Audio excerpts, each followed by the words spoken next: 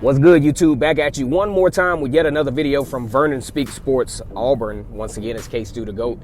And we are talking about Auburn football like it's nobody's business. Go ahead and like this video. Subscribe to Vernon Speaks Sports Auburn. As a matter of fact, click the bell twice.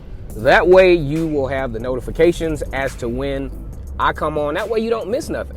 And also take advantage of the playlist that I have choreographed for you all, because I have a lot of videos and I want to make sure that you all get to see at least a lot of my really relevant content. Now, my beginning content, a little shaky, I was just getting started. But as we progress, I really appreciate the support of the Vernon Speaks Sports fan base, if you will.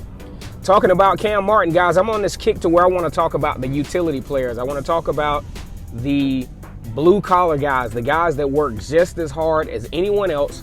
They might not get the shine that anyone else, that the others do, but definitely very valuable players for the Auburn Tigers. And I can't justify having that kind of conversation without mentioning Cam Martin. Cam Martin, obviously a transfer from Baylor during the Art Browse little situation that was going on out there.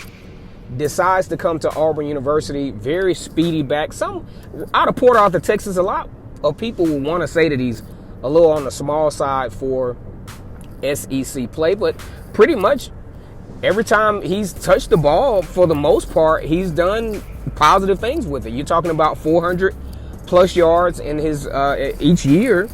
Very serviceable. Now, durability would be a factor, I would think. I wouldn't think that Cam Martin would be a 30 carry back, but every time he's touched the ball has been very effective for the Auburn Tigers. Now, I go back to the 2017 SEC championship when I've talked about this before. You'll hear me say this in other videos.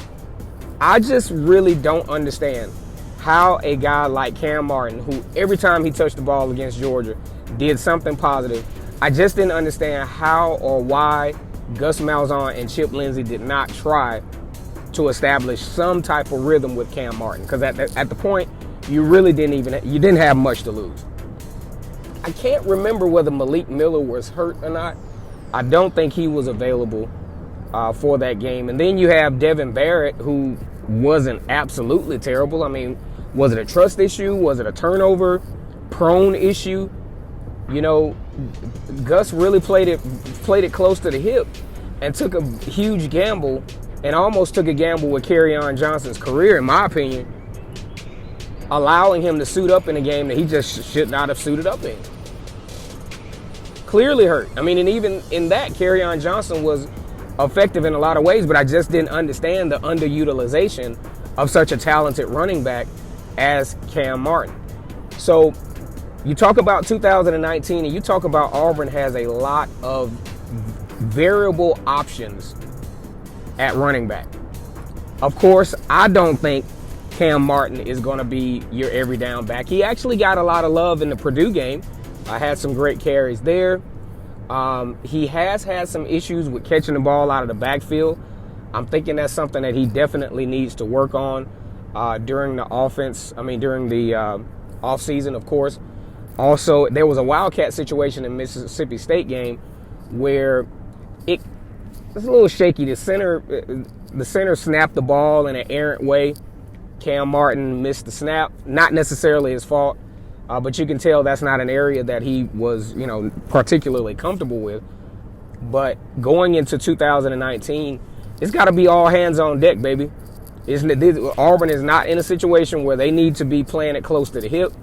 It is literally all or nothing for the Auburn Tigers, in my opinion, in 2019.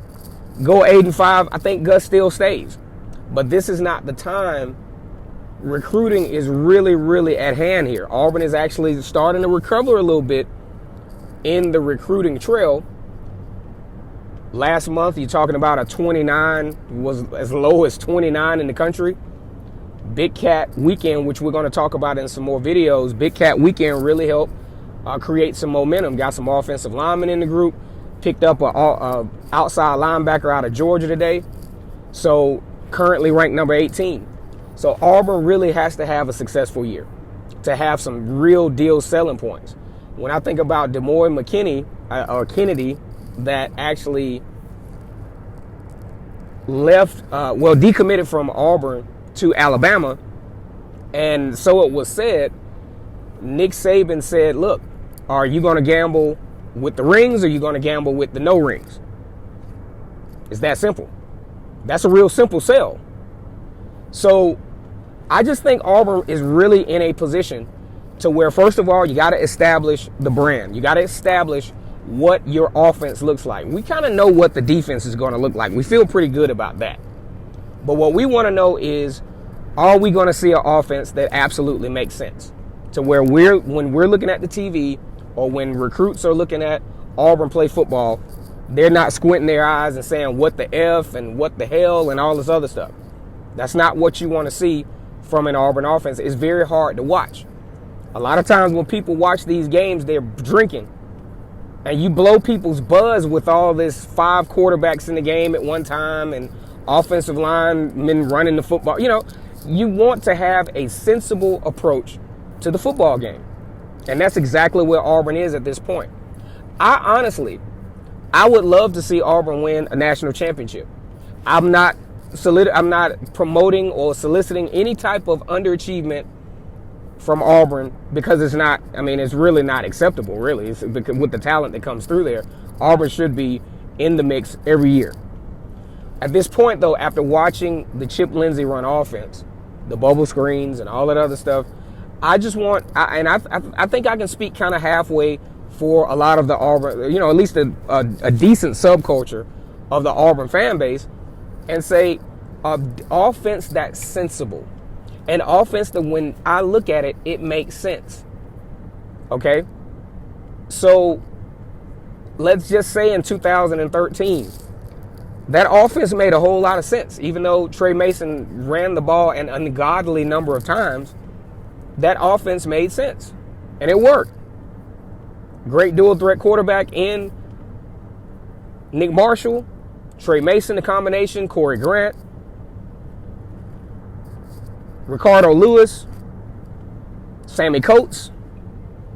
All of those guys combined to really, really create a very, very favorable situation. Auburn 8 seconds away from a national championship game that year. 2017, the offense began to make sense after Texas A&M.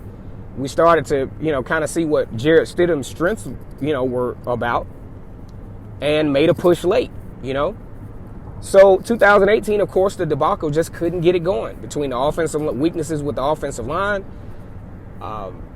differences in philosophies between Chip Lindsey and Gus Malzahn. Just turned out to be a complete disaster offensive-wise. Started to pick it up late in the season.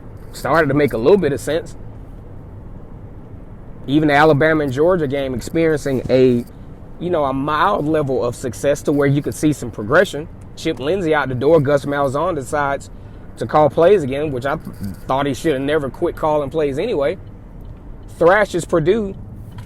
56 points scored in the first half. The best that we've ever seen in college sports in bowl games, in college football in bowl games, en route to a 63-14 win against Purdue.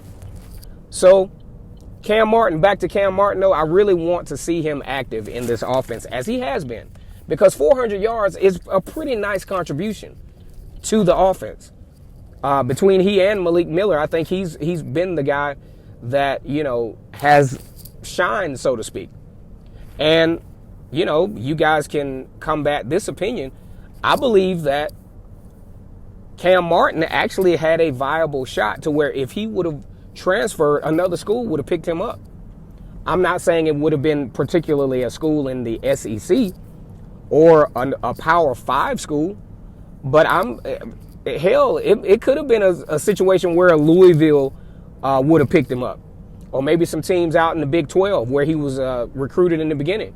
At Baylor, could have picked, not Baylor picking him up, but another Big 12 school. Or an up-and-coming team like Memphis or Houston, where he still could have gotten his shine and possibly, been in a different place statistically than he is at Auburn. Once again, is Vernon Speaks Sports Auburn, a.k.a. K-Stu the GOAT. Let's go ahead and subscribe to Vernon Speaks Sports Auburn. Like this video, Make sure you leave a comment and let me know how you feel about my buddy Cam Martin. Until next time, guys, which will be very soon, War Eagle.